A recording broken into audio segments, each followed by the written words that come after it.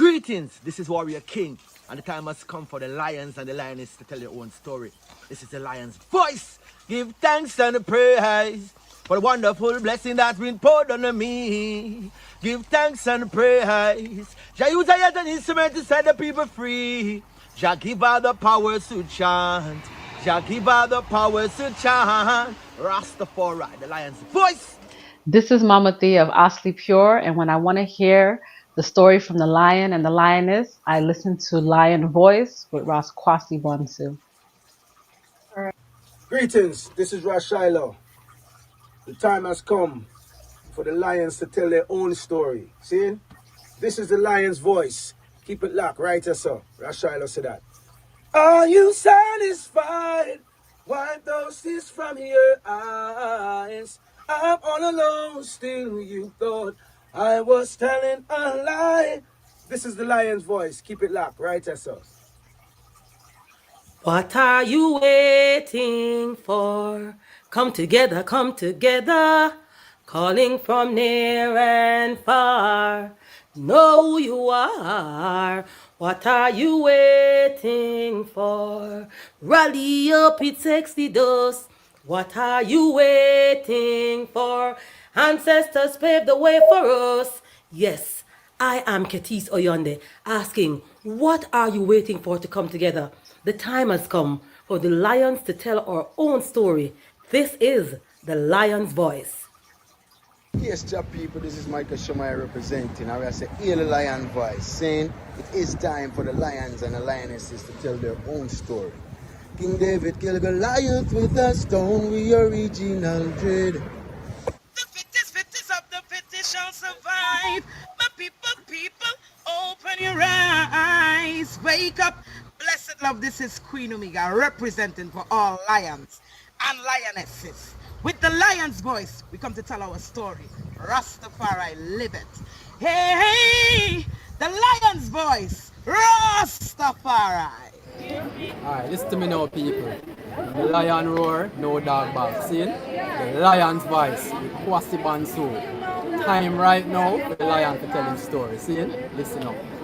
Amina, the time has come for the lioness to tell our own story.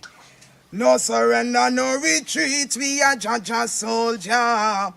Rougher than the streets, tougher than a boulder. Bigging up Lamb's voice. Now put it, I Jalifa said that. Yeah, now the time has come for the lion to tell his own story. Yeah, the one them called Celestial I represent for the mighty lion voice. And this a shook up your planet tectonic. As me sip up my roots and tectonic. And you can't make me jump nor get funny. Have the engine a run like mechanic. Room. I will never stop, hail the Most High. And I will never stop, call Rastafari. Blessed love, this is Kushite representing for the Lion's Voice. We are here to tell our own story, Rastafari. Yeah, David Dread of Steel Pulse, and I'm saying hail to the lion voice because it's time that the lion have its voice, have its own story. Says I'm stepping out here, hear me now. Yeah, the lion's voice. Raw.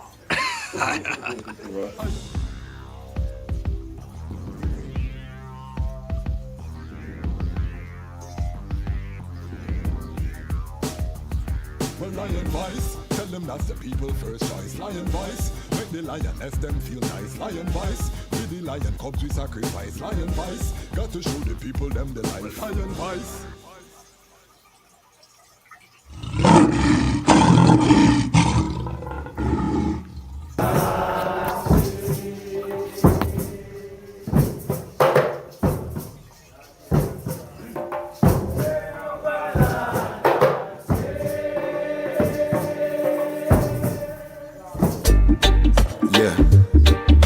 Ras Tafari, Emperor Haile Selassie the first.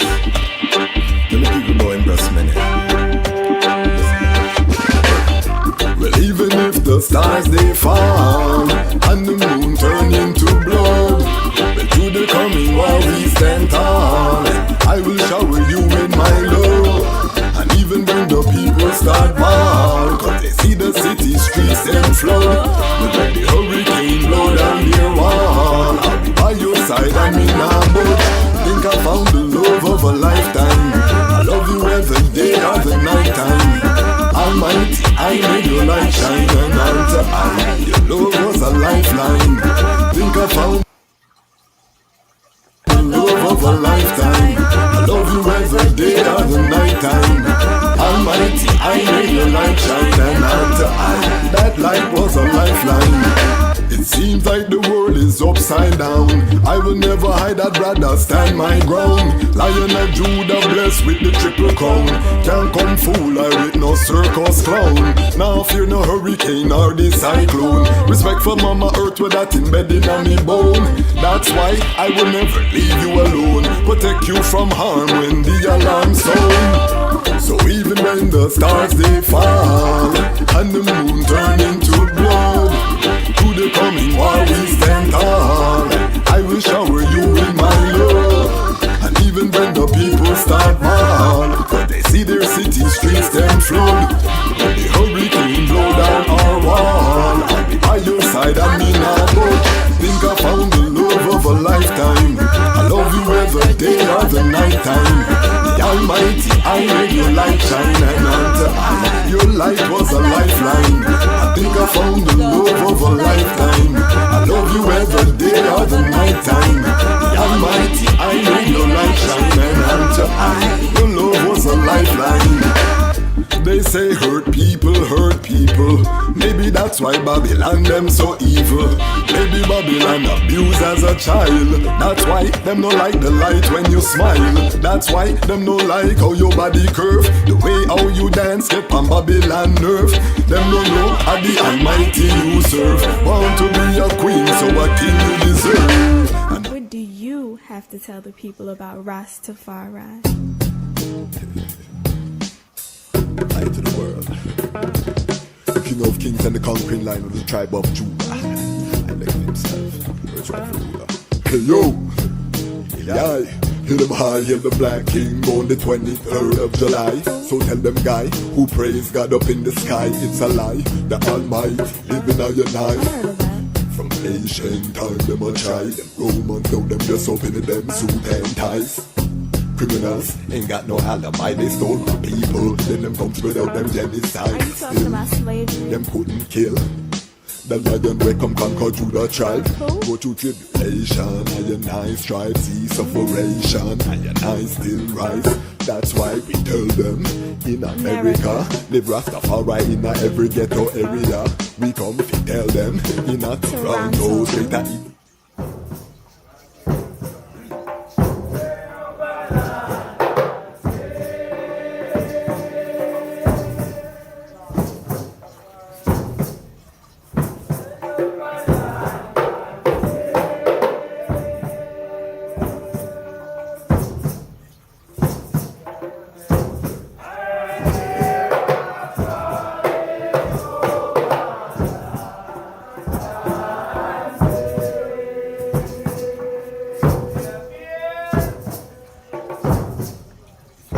Greetings in that divine name of His Imperial Majesty, Emperor Haile Selassie I.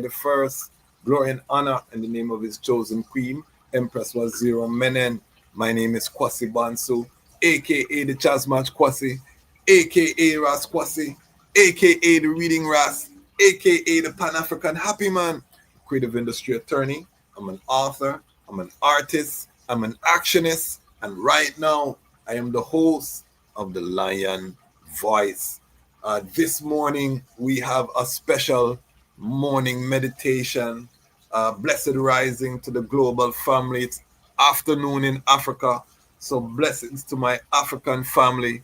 Today we have a very special guest. I'm not gonna do my typical monologue. I want to get everyone in the West to work by 9 o'clock safe and sound.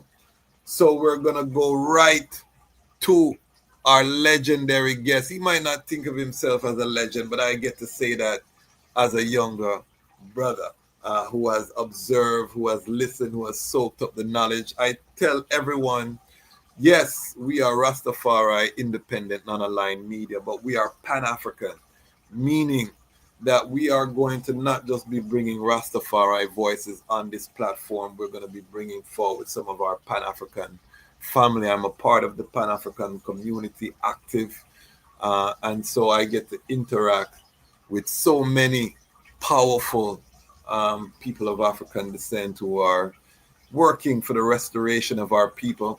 One of the major problems that we have in our institutions, our organizations, is conflict resolution, fight or flight. We get a challenge, we either fight amongst each other or we flee, we take away ourselves from the situation. None of these things are moving our movement forward.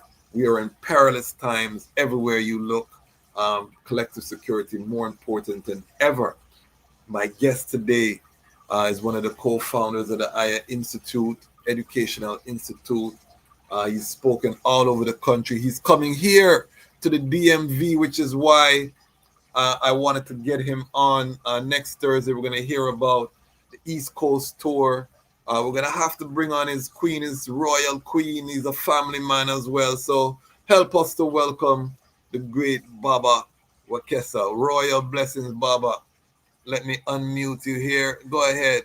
Oh, thank you so much, Kwesi, for having me here. Thank you for all that you do and have done for our community and our people.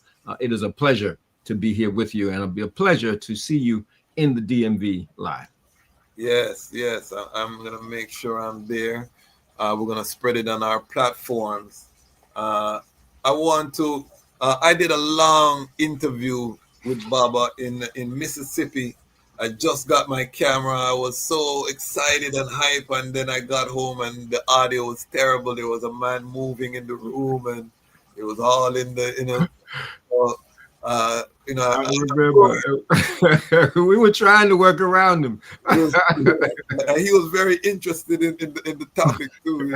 So we touched at least one person. It wasn't for nothing. That's a special angel of the Most High, that brother. You got a in-person history. So today, though, we don't have time to jump into history. I'm going to bring Baba back because his history is intertwined with the history of the people of this soil that I'm on. Our African brothers who born and raised in America. One of the greatest struggles, I tell people, Black American culture, the most powerful culture on the planet. I don't think it's even arguable. So the Africans who came on this soil have done tremendous impact globally. But that's not why we're here. We're here because we can't get along, Baba.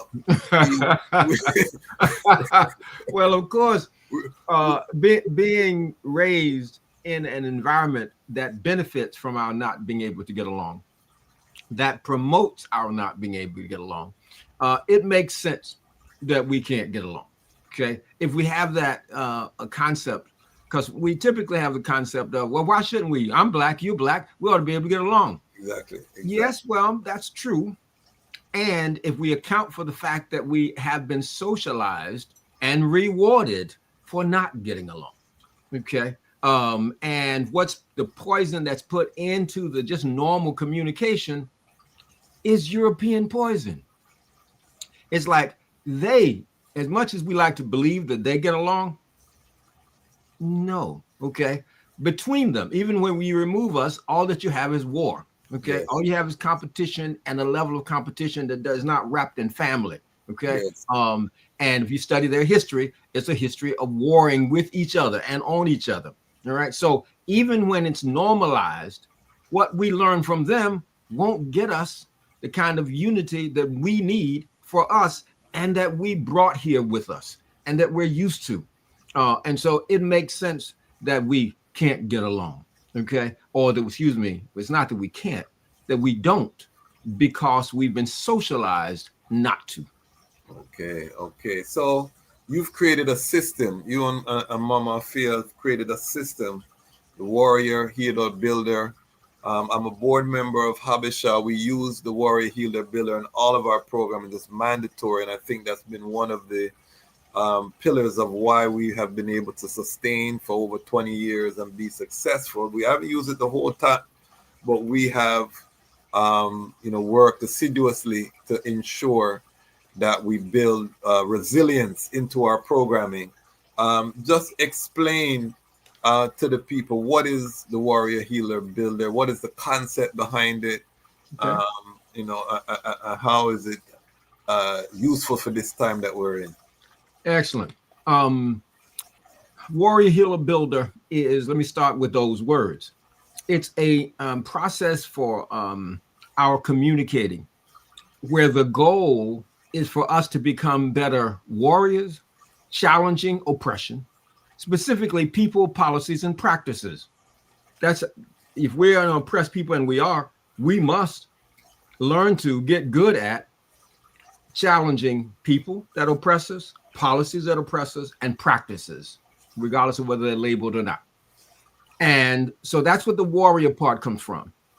Now, the healer part is healing from the wounds of oppression that have come down by my family line and that are exacerbated when there's hands up, don't shoot. When a black child can't be taught anything, taught anything that'll make a white child uncomfortable. That is, those kinds of policies and practices, police brutality, has created wounds in our community. And even the helping professions that pretend to help us heal those wounds only wound us more. Okay. And so we got to be, on the one hand, people who challenge people, policies, and practices. On the other hand, we also have to heal from the wounds inflicted daily and that have been passed down my family line. And while we fight and while we heal, we still have to build with each other, right? Build families, build organizations, and companies and schools and everything that we need to build. When we take the first two in consideration, then we build differently. We're building our organizations so that we have more room to heal and so that we have a better platform for challenging oppression. Okay? When we heal, we're healing not to fit in. We're healing so that we'll be a better fighter and a better builder. Okay.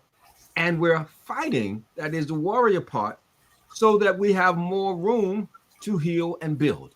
All right. It's really, really important, because if I'm challenging oppression, in the process, I injure the people who I'm fighting for, so that nobody wants me to come around.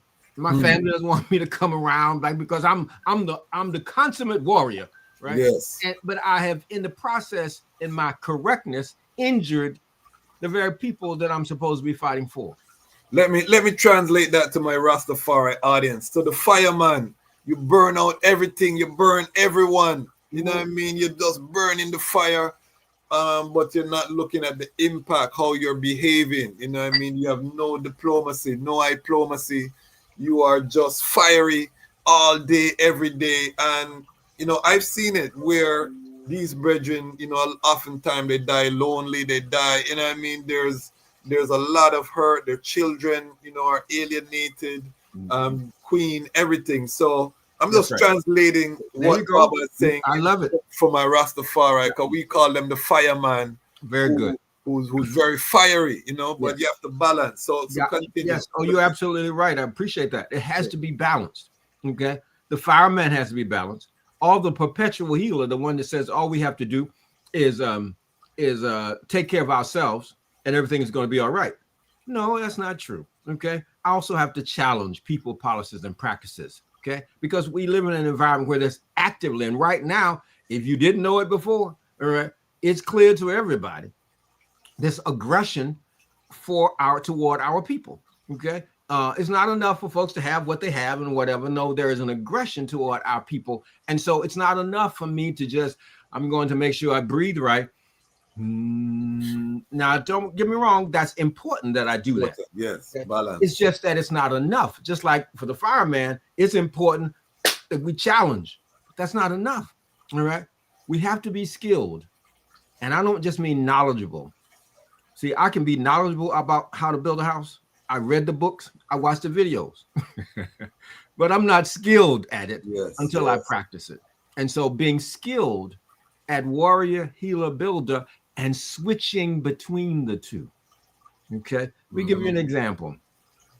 So let's say I'm going to Tallahassee. I'm in Atlanta right now, and I'm going to Tallahassee, and I leave in the evening, so it's kind of late when I'm driving, and some police pulls me over in one of those small Georgia towns heading toward Tallahassee. And so the person pulls me over. I have two children in the back. They're 7 years old, 8 years old. The person asked me to stand out of the car toward the front by the hood, and can't find anything but make me stand out there in the cold. Okay. Now I know what's going on, right? That is, I'm to be baited so that he can have some reason. So literally out there, I'm the warrior.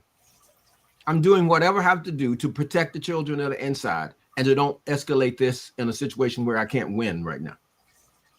Let's say, so after a while, he lets me go. So I get ready to get in the car. When I get in the car, should the warrior that was outside get in the car, or should the healer get in the car? Because my children are scared. They've been scared. Now they can talk to me. And they've been out of shape. So if the fireman gets in the car, shut up, be quiet.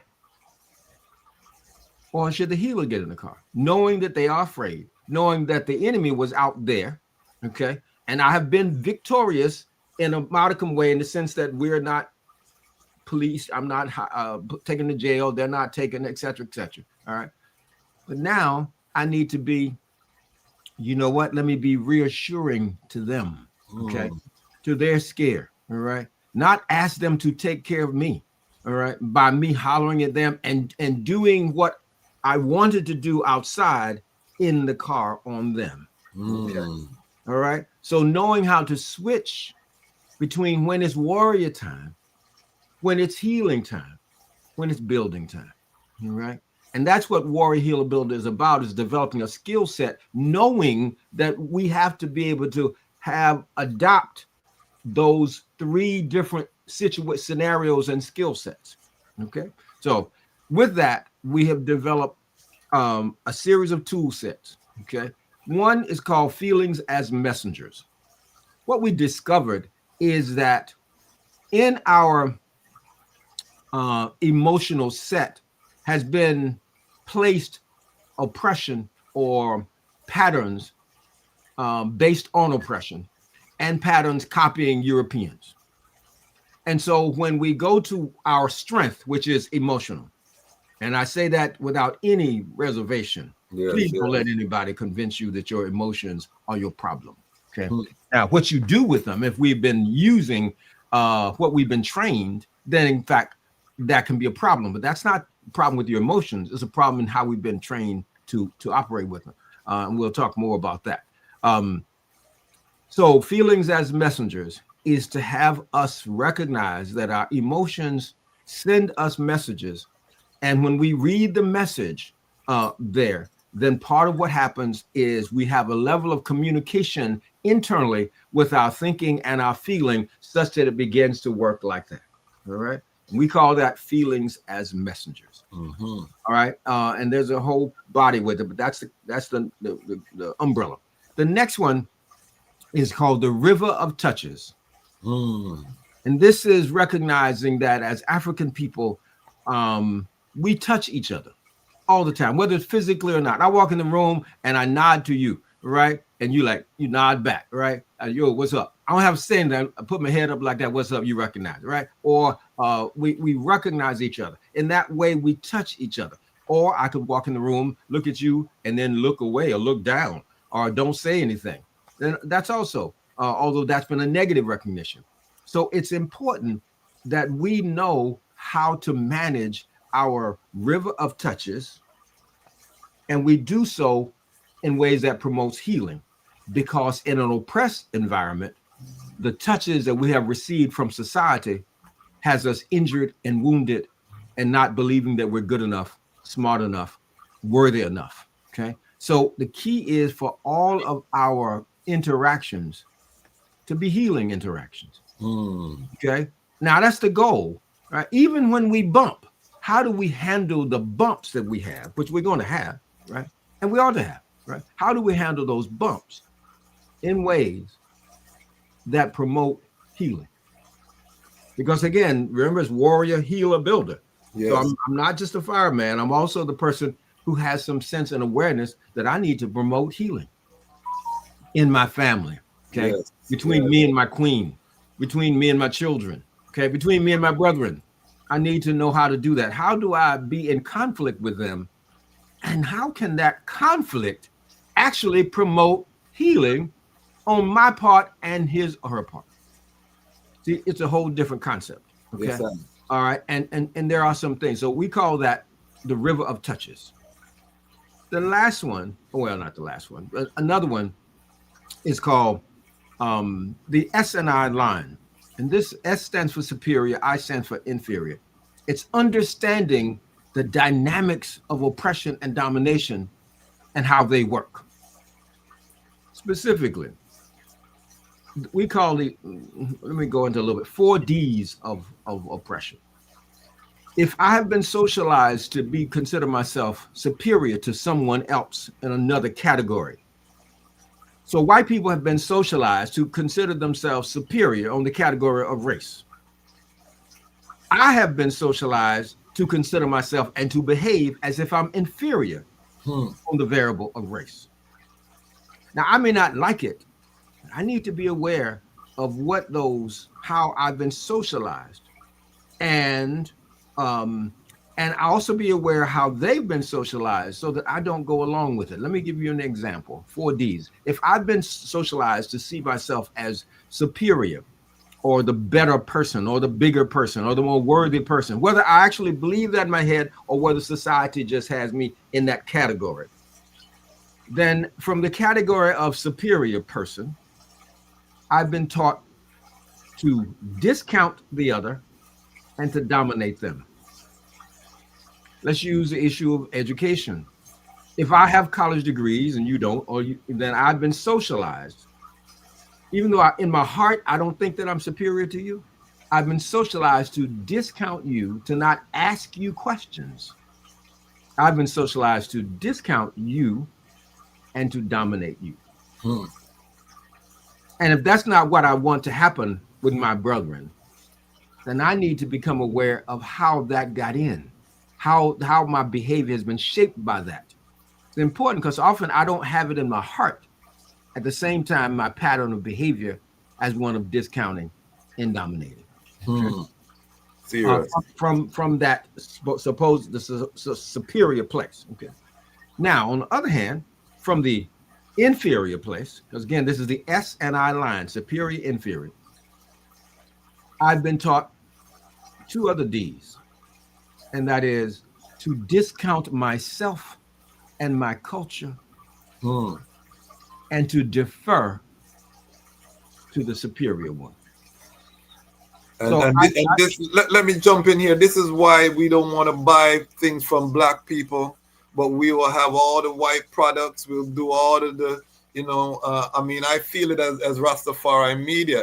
People will have Netflix and don't think about it, but to support their own voices, they got to think twice or 3 times or 4 times. So what you're saying, we have been socialized to discount what we have and feed into this dominant system that's not serving us. That's right. And we're not building our own, but continue. No, you're absolutely right. That's the manifestation. So to discount ourselves, our culture, our worth, what we create, our history. I don't want to know our history. That's back there. Right. And we throw out the strategies. We throw out the genius. We throw all that. So I've been taught to discount myself and my culture and history and to defer to them. Let me see how they did it. I want to be a billionaire like Elon Musk, just like Elon Musk, really. Okay, right, really, right? Because I've been to discount ours, my culture, right, and to to defer to them.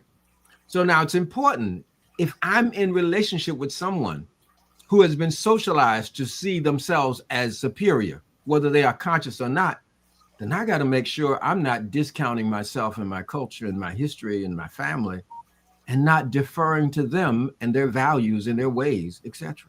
Okay. So, and if I do that, then the relationship changes. Okay. So far we've dealt with three things, three tools. I haven't talked about how to use them as much as the awareness of them. And then we got to get skilled in it. First is feelings as messengers so that we become emotional experts. No, we do not suppress our emotions. We put our emotions and our thinking together like that, okay, by becoming emotional experts. While I'm here, all decisions are emotional. We've been taught, oh, there's the rational part and then there's the emotional part and whatever. So here's one thing that's really great. A gentleman, I forgot his name, was a worker and he's working with steel, and a steel rod slipped and went through his head. And it damaged the part that usually deals with emotion, the amygdala and all that. So they were like, everything else was cool. So they were like, oh, so now we're going to have a genius on our hands. We're going to have a logical genius who doesn't feel emotion either way. It's just logic. What happened is he could not make decisions. You see, we make decisions based on what we care about. Who we care about, what we care about.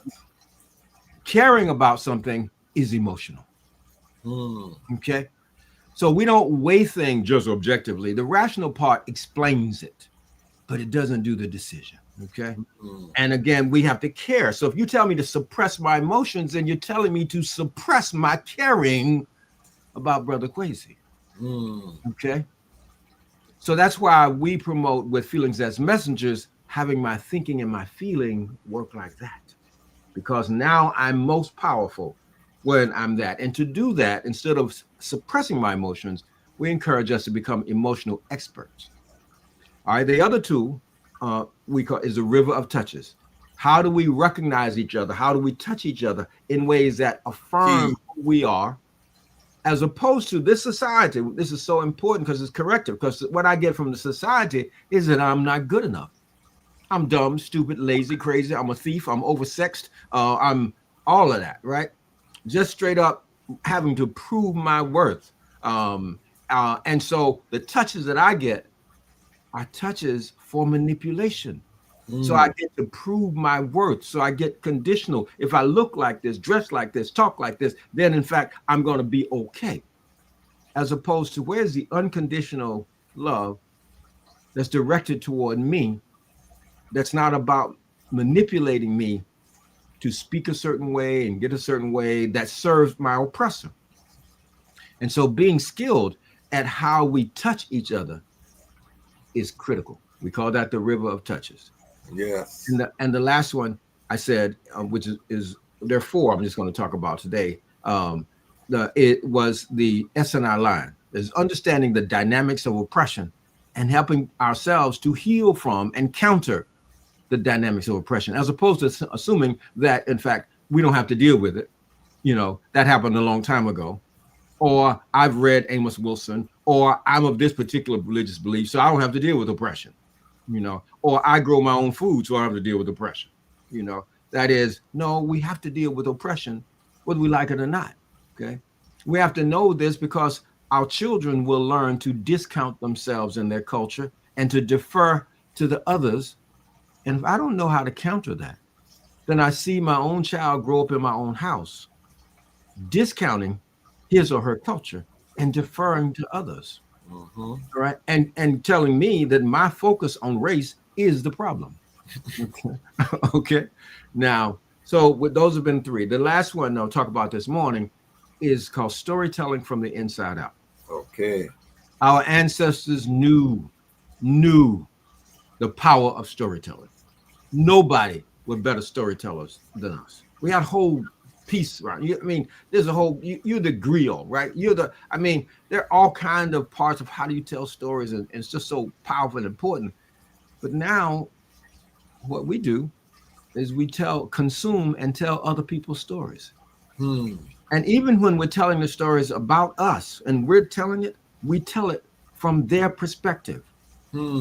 Okay, so in the movie Harriet Tubman, okay, bless her soul, the last scene, or near the last scene, where Harriet is taking her parents out, and they're got a wagon because they're old, they're 70 years old, and blah blah blah. So she's getting them to freedom, and the tracker, who they made a black man, although there's no historical evidence of that at all. Okay. Mm-hmm. And his employer, the captor, then we refuse to call white people masters or us slaves. So the captor and his hired hand is coming and closing in. So Araminta decides she has to back up and deal with him. And so when she has the captor in her sights, instead of killing him, which would have been the moral thing to do from our perspective, she doesn't. She sermonizes him and then throws the gun away. Now, the way this story is told, this story was told by two black women. And so, but they're telling it from the perspective of a white person and using a something that contaminates our storytelling called morality in service of oppression. Break it down. Right. Morality in service of oppression is to learn that what is moral is what supports the system of oppression. So if you compare Martin and Malcolm as leaders and ask people just randomly, ask 10 people, which one was more moral, Malcolm or Martin? 9 times out of 10, you're going to get that Martin Luther King was more moral because he said, turn the other cheek, at least for a period. Okay. Malcolm says, by any means necessary. Okay. Malcolm says, you come in here, I got something for you. All right. Mm-hmm. And so both of them were ministers. Both of them were courageous. But one's message, at least a part of it that's known to people, is one that would be more gentle on oppression. And so he becomes his message and he becomes more moral.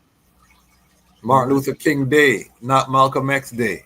That's right. That's right. And if they go low, you go high. Okay. What if going lower would be more effective? Okay. But of course, and often we use this morality, which we care about. We're very moral people.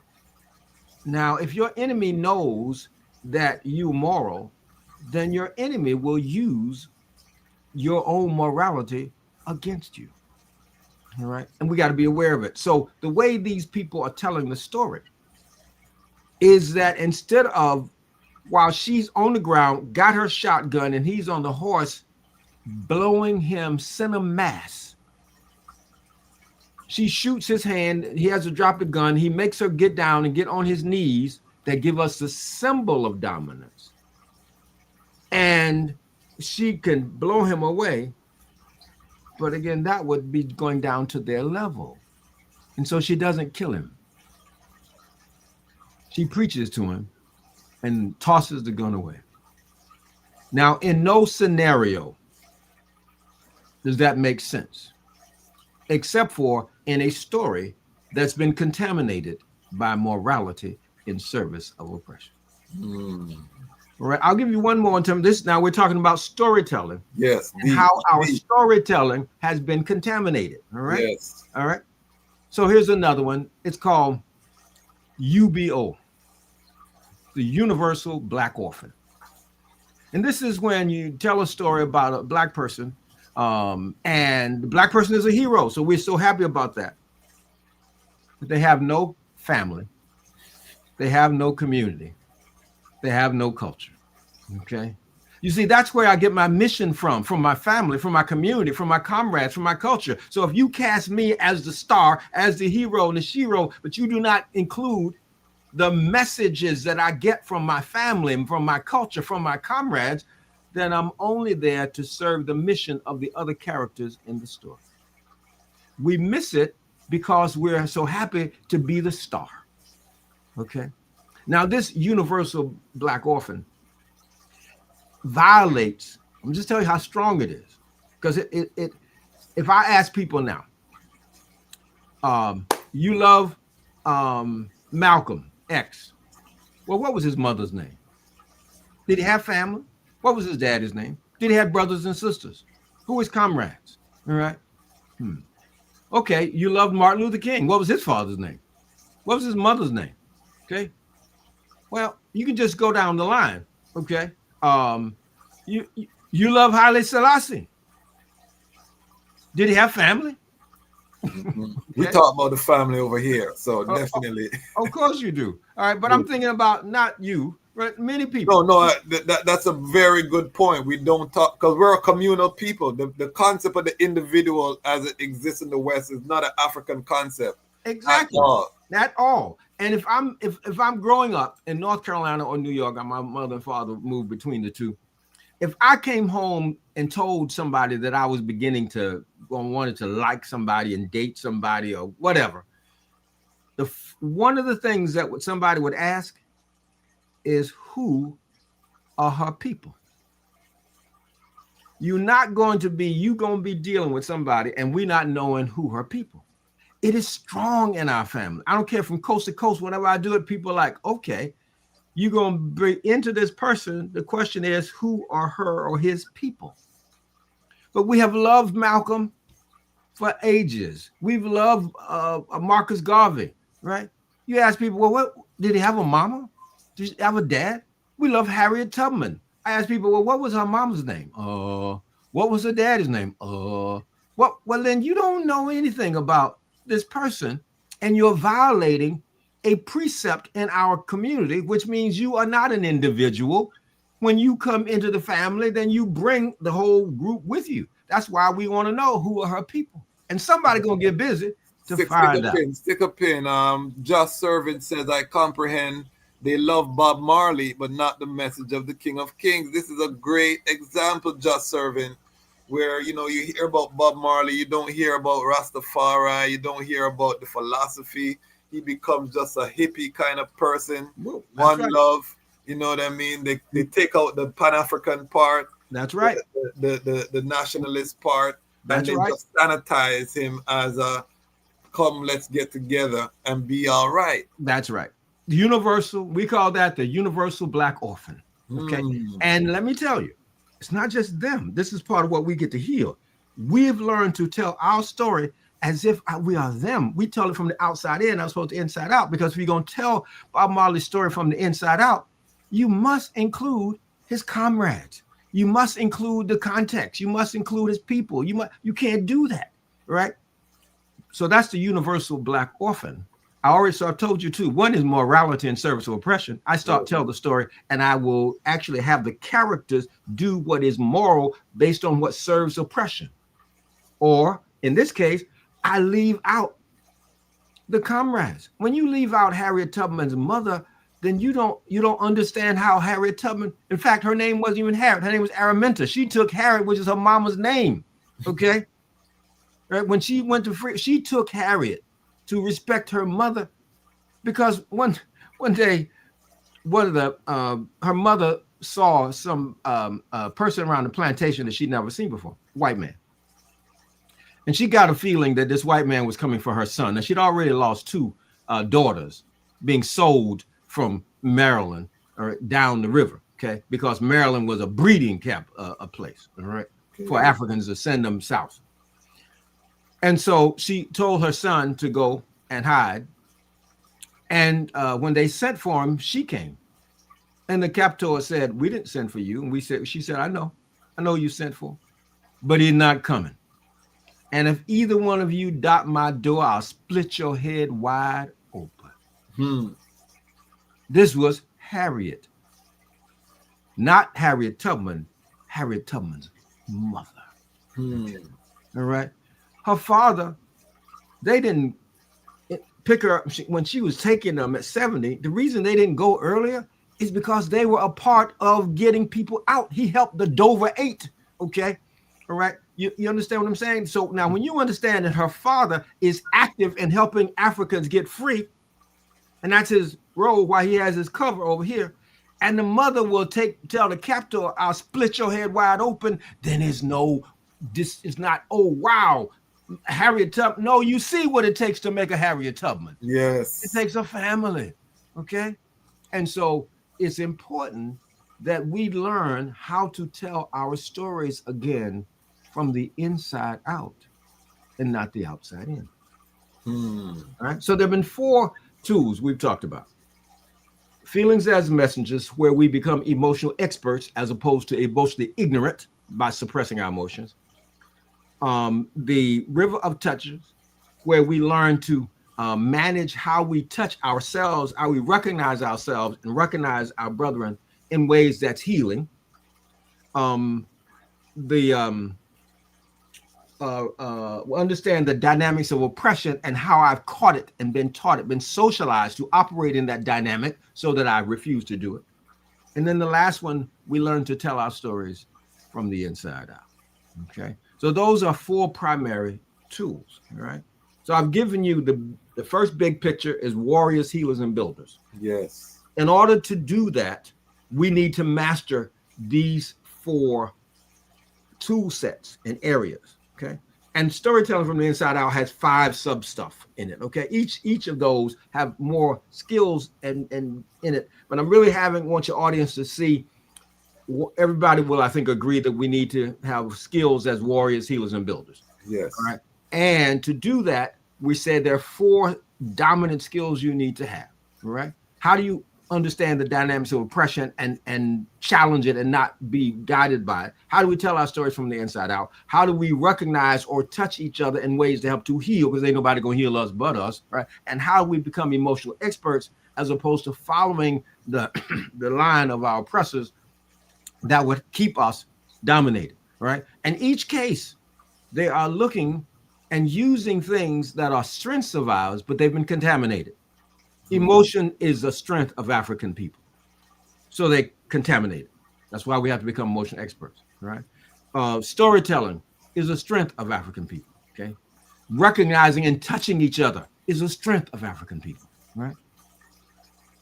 If I'm your oppressor, I'm going to take your strengths and contaminate them because I don't want you to use those strengths against the oppression.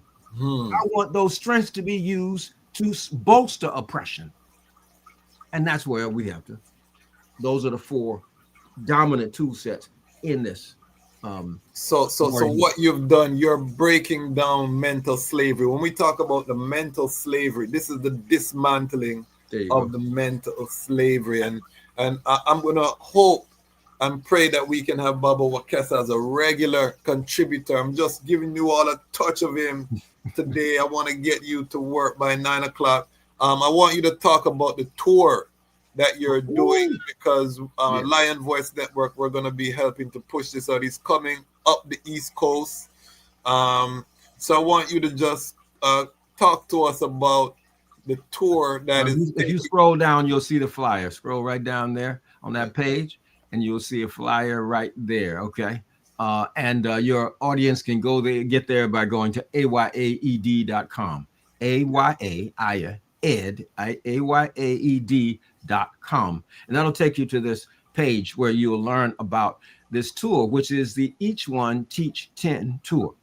In addition to Warriors and Healers and Builders, we said, what would happen if we educate our middle schoolers and high schoolers using that as a foundation, whether we're teaching math or science or social studies and all of that. And for 27 years, we created a school serving middle school and high school students, African students only, Black students. Okay, go on. And our track record was such that 83% of the students who graduated from our school got full 4-year scholarships. Okay. And this is an African-centered school. 83. I don't mean 83% graduated. I don't mean 83% got accepted to college. I mean 83% got full 4-year scholarships. Wow. Okay. All right.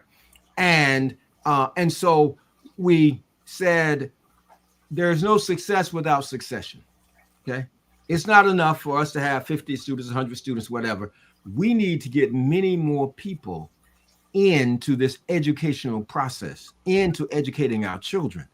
Because the way the society has worked, we got more teachers, Black teachers than ever, but we're more ignorant than ever. Okay, we got more physicians than ever, but we're more ignorant than ever. Okay, and because their system is not a system that's designed to have the population become more skilled. So we using an old mantra from back in the day, each one teach one.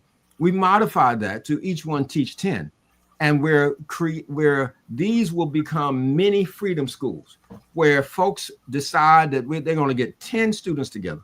All right. These are middle school or high school students. They get a cluster of 4 what we call educational support specialists. They don't have to be teachers. All right. They're going to support the students.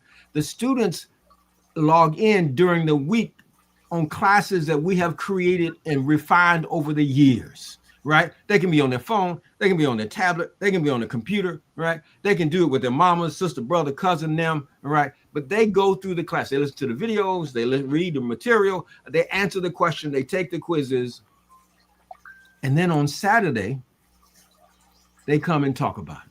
On Saturday, the educational support specialist explains things to them, take them deeper, connect what they're doing, what they're learning to what's happening now, right? And so these, what we call each one teach 10 circles, become mini, M-I-N-I, freedom schools, right?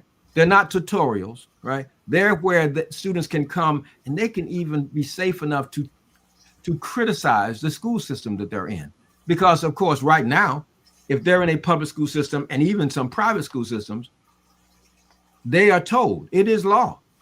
You're not supposed to teach the white people are oppressors. You're supposed to teach patriotic education.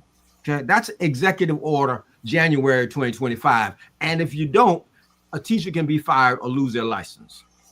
They're going to have a place where they fuss about that, because you're asking Black children to step in the academic gutter when a white child comes on the sidewalk.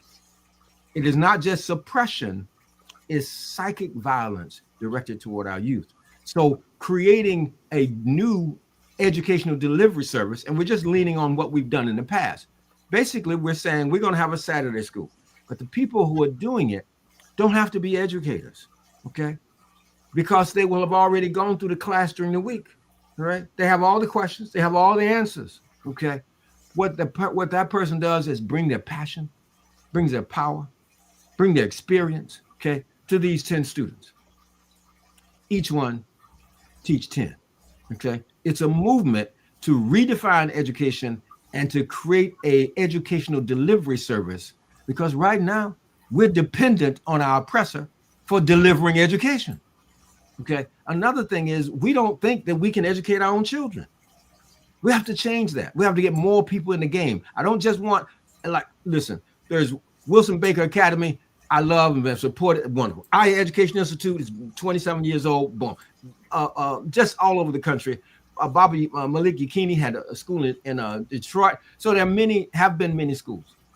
But we need more than having Wilson Baker Academy having 100 students or 200 or 300 or 400. And I support that 100%. Afiya doesn't just need to double. And so we had, let's say we have 40 students, we need 80. That's not enough. We need to get more people so that each one teaches one, okay? So that we assume that we can teach our children, all right, so that they know how to serve Black people. Because that's not the message. I don't care whatever school you got them. I don't care whatever scholarship they get. They are not being taught how to use their skills to serve Black people first. Where did they learn that? People say, well, they learn it at home. Well, what if I didn't learn it? Okay. What if we come together and says we're going to teach that? All right. Then each one, in this case, teach 10, becomes mini freedom schools. It's not a tutorial service. We're not saying no. We're talking about, we're teaching you, like the first course is a war course.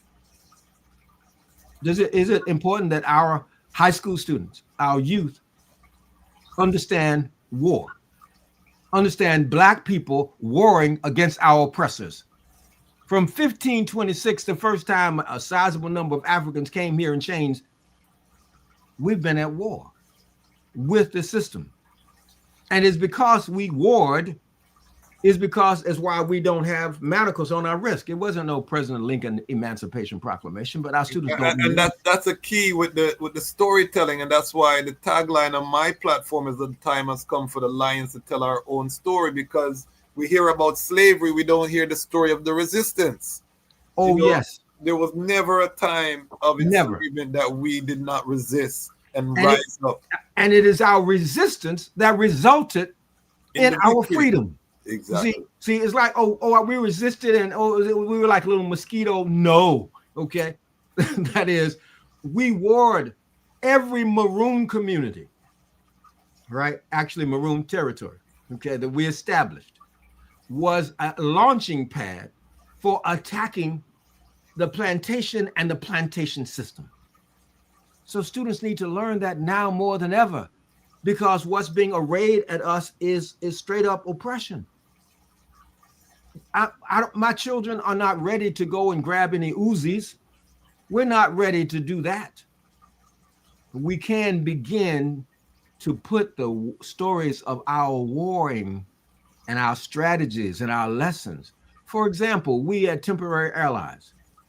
At one point, we fought against the British Army while the British were the colonial folks in charge. Then when the United States broke with the Britain, and in 1812, the Britain was against the white colonists, we sided with the British against them, all right? We were allied temporarily with Native Americans, some not. We used the sense of temporary allies. Why is this important? Because we weren't looking for saviors. We knew, as Baba John Henry Clark, that we have no friends, no permanent friends. What we have is temporary allies. And for people to understand that, then they can better understand Ibrahim Traore today, when in a situation has to make a temporary ally with Russia, for example, right? Or China, for example, not because he loves them, but because there's advantageous at this point in time, and he and the people of Burkina Faso trust themselves to look out for their interests. Think about this, Kwesi. Most of us are taught to look for a savior. Even today in Black America, what we're looking for, we're looking for the midterm elections. We're looking for somebody to save us. Our ancestors didn't, okay? We made temporary alliances, all of it, where we were leading the military. Even when we made temporary alliances, we were the military leaders. We don't know that. We don't know the strategies. So it's important. And then following that, there's another war course. It's called Following Araminta, okay?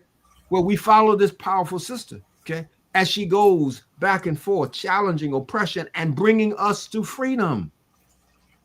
No, we weren't her brood. We were her posse. No, she didn't point a gun to our head. That is a lie. It was 500 miles from East Maryland, Eastern Shore to St. Catharines.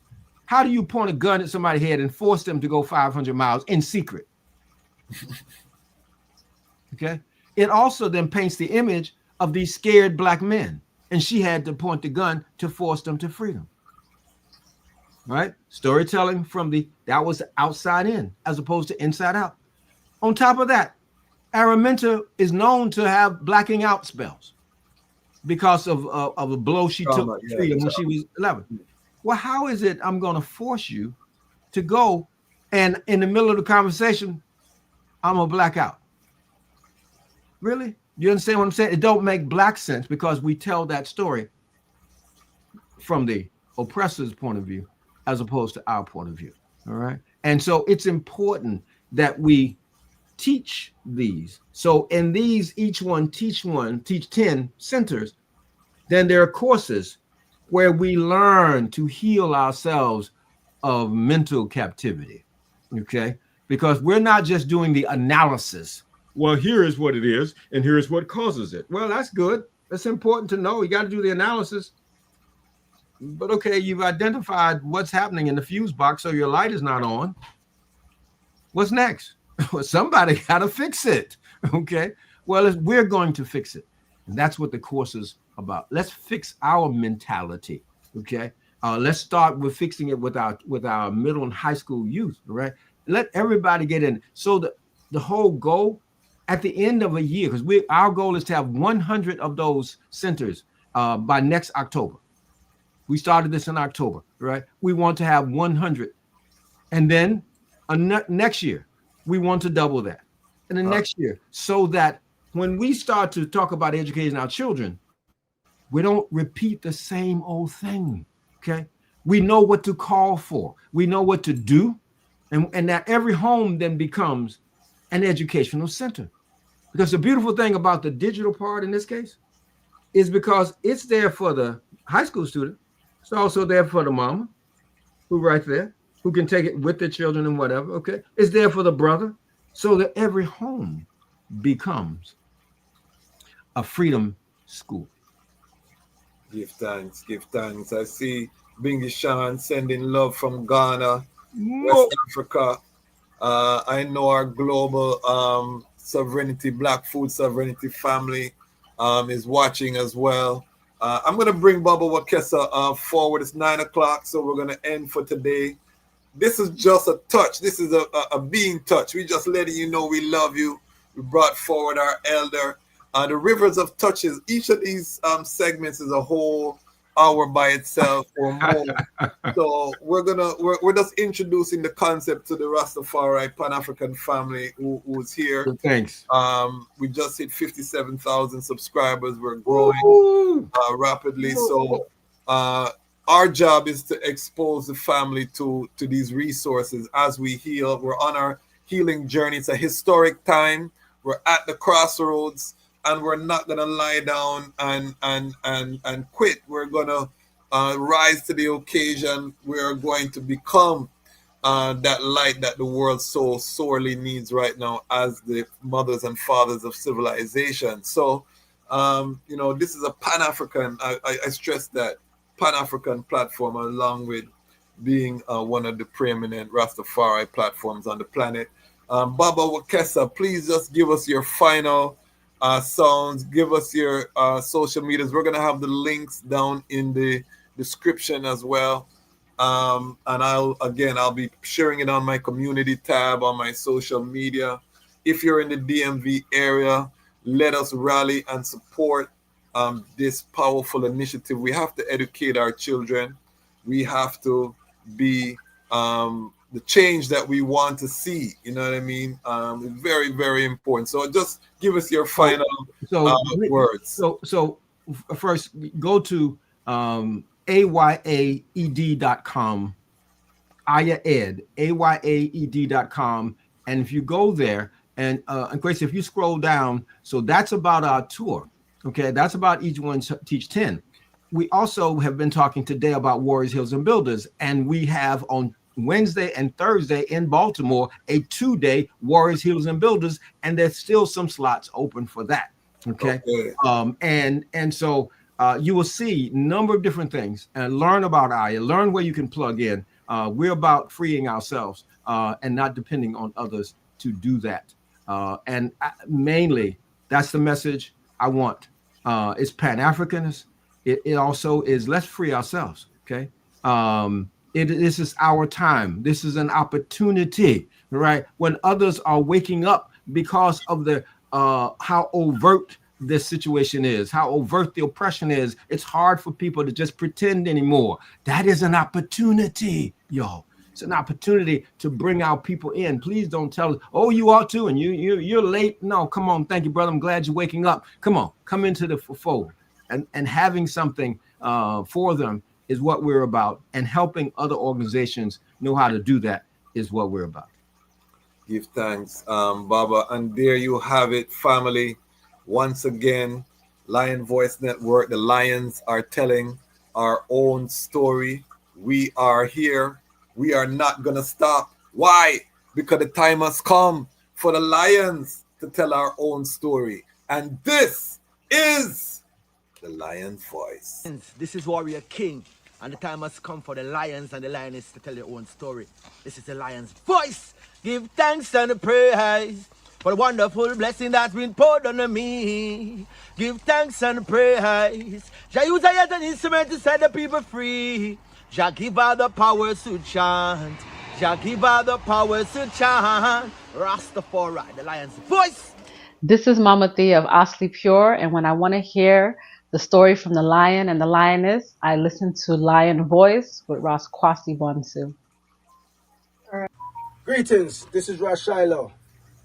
The time has come for the lions to tell their own story. See? This is the lion's voice. Keep it locked, right, sir? Ras Shiloh said that. Are you satisfied? Wipe those tears from your eyes. I'm all alone, still you thought I was telling a lie. This is the lion's voice. Keep it locked, right, sir? What are you waiting for? Come together, calling from near and far. Know who you are. What are you waiting for? Rally up, it takes the dust. What are you waiting for? Ancestors paved the way for us. Yes, I am Ketis Oyonde, asking, what are you waiting for to come together? The time has come for the lions to tell our own story. This is the lion's voice. Yes, job people, this is Michael Shemai representing. I will say, hear the lion voice, saying it is time for the lions and the lionesses to tell their own story. King David killed Goliath with a stone, we original dread. The fittest of the fittest shall survive. My people, open your eyes. Wake up. Blessed love, this is Queen Omega representing for all lions and lionesses. With the lion's voice, we come to tell our story. Ras Tafari, live it. Hey, the lion's voice, Ras Tafari. Alright, listen to me now, people. The lion roar, no dog bark. See? The lion's voice with Kwasi Banso. Time right now for the lion to tell his story. See? Listen up. Amina, the time has come for the lioness to tell our own story. No surrender, no retreat, we are Jaja soldier. Rougher than the streets, tougher than a boulder. Bigging up Lamb's voice. Now put it, I Jalifa said that. Yeah, now the time has come for the lion to tell his own story. Yeah, the one them called Celestial I represent for the mighty lion voice. And this a shook up your planet tectonic. As me sip up my roots and tectonic. And you can't make me jump nor get panic. Have the engine a run like mechanic. Room. I will never stop, hail the Most High, and I will never stop, call Rastafari. Blessed love, this is Kushite representing for the Lion's Voice. We are here to tell our own story, Rastafari. Yeah, David Dread of Steel Person. I'm saying hail to the lion voice because it's time that the lion have its voice, have its own story. Says I'm stepping out here. Hear me now. Oh, yeah, the lion's voice. Raw.